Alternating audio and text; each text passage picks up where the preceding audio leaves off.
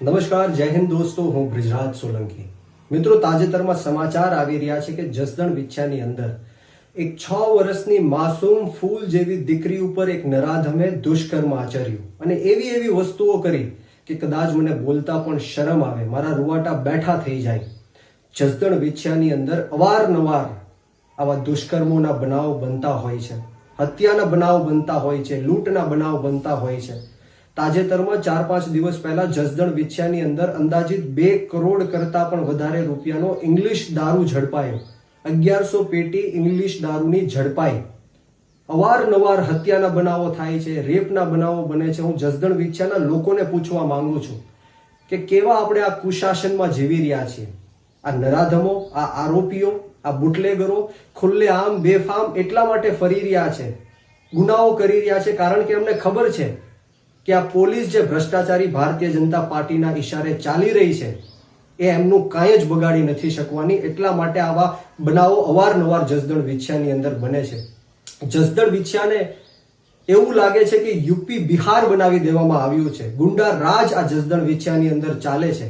હમણાં જ જસદણની બાજુમાં બોટાદની હું વાત કરું તો 14 વર્ષની દીકરીએ એક બાળકને જન્મ આપ્યો અને ત્યારે ખબર પડી કે એક 70 વર્ષના નરાધમે એની ઉપર દુષ્કર્મ આચર્યું હતું. અને હમણાં જ તાજેતરમાં મેં ટ્વીટ જોયું હતું કે ગુજરાત રાજ્યના જે મંત્રી છે શ્રીમતી રીવાબા જાડેજા એવું ટ્વીટમાં લખ્યું હતું કે ગુજરાતની અંદર મહિલાઓ સુરક્ષિત છે, મહિલા સુરક્ષામાં ગુજરાત પહેલા ક્રમ ઉપર છે. ત્યારે એમને પણ હું કહેવા માંગીશ કે કદાચ તમે ગુજરાતની મહિલાઓને એસી ઓફિસની ચેમ્બરમાં બેસીને જોતા હશો, પરંતુ આપે ગ્રાઉન્ડ ઝીરોમાં આવવું પડશે. આ બંને દીકરીઓને તમે મુલાકાત લ્યો.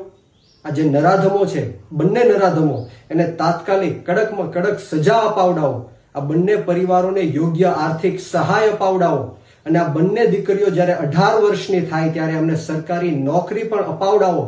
ત્યારે હું માનીશ કે તમે એક મહિલા પ્રતિનિધિ તરીકે મંત્રીમંડળમાં બેઠા છો. અને ગુજરાતની સરકારને કહેવા માંગીશ કે આવા બનાવો અવારનવાર જસદણ વિછ્યાની અંદર અને સમગ્ર ગુજરાતની અંદર બને છે. ત્યારે તાત્કાલિક ધોરણે આવા નરાધમોને કડકમાં કડક પગલા સાથે જેલની અંદર બંધ કરવામાં આવે, ફાંસીની સજા દેવામાં આવે અને આવા બનાવો બીજી વાર ન બને.